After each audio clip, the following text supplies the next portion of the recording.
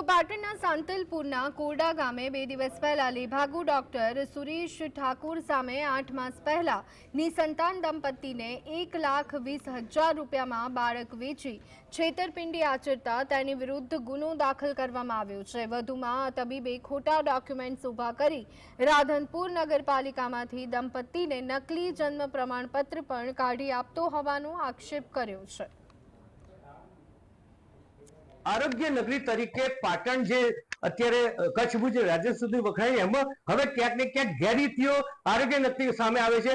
જે રેગિંગની ઘટના બાદ હવે જોઈએ તો એક વખત ફરીથી આરોગ્ય ક્ષેત્ર ચર્ચામાં આવ્યું છે, જેમાં સાંતલપુરના કોરડા ગામના ઝોલાછાપ ડોક્ટરે આખું એક કૌભાંડ રચ્યું હતું।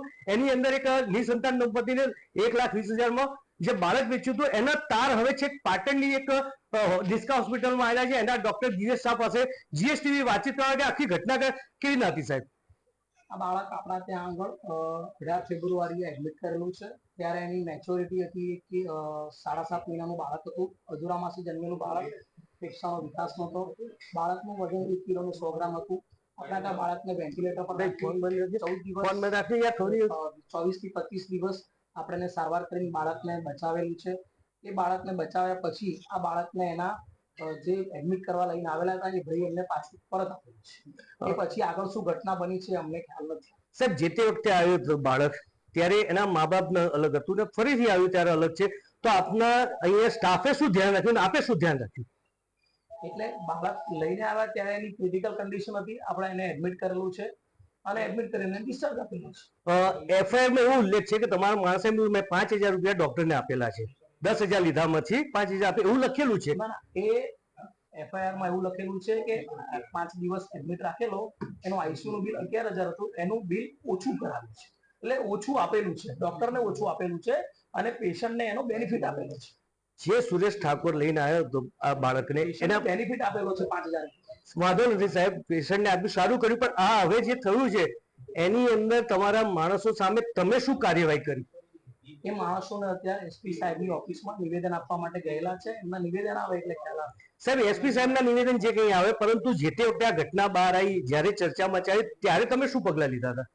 અમને ખ્યાલ જ હમણાં છેલ્લા મહિના પહેલા 20 દિવસ પહેલા મેટરનો ખ્યાલ આવ્યો છે સાહેબ। 20 દિવસ થયા અને આવો ખ્યાલ આવ્યો કે આવું થયું, તો એના પછી તમે એ લોકોને કન્ટિન્યુ રાખ્યા છે? એટલે એવી હજી કોઈ આપણને કઈ પાકી ખબર નથી કે શું મેટર છે। સાહેબની ઓફિસમાંથી શું નિવેદન આવે, નિવેદન આપ્યા પછી આપણે કઈ આગળ વાત કરીશું। તો હવે શું પગલા લેવા? નિવેદન આવ્યા પછી જ છે કે હજુ કંઈક ફરીથી કોઈ એવી ઘટના ઘટે એની રાહ જોવાની છે? નિવેદન આવ્યા પછી જ આપણે નક્કી કરશું આગળ શું કરવાનું। તમારું સ્ટેન્ડ શું હતું ત્યાં એસપી કચેરીમાં? બાળકની આપણે અધૂરા માસે જન્મ દવા કર્યા પછી આપણે બાળક નહીં, એસપી કચેરીમાં સાહેબ નિવેદન શું આપ્યું તમે એસઓજી? એ જ કે આપણે બાળકને જે અધૂરા માસે જન્મેલું બાળક આવ્યું હતું, પેરેન્ટ્સ લઈને આવ્યા હતા, આપણે બચાવીને આપણે બાળકની દવા કરી, સારવાર કરી છે। તો હવે સુરેશ ઠાકોરને સાથે તમને બેસાડીને વાતચીત થાય તો તમારે કેવી તૈયારી છે?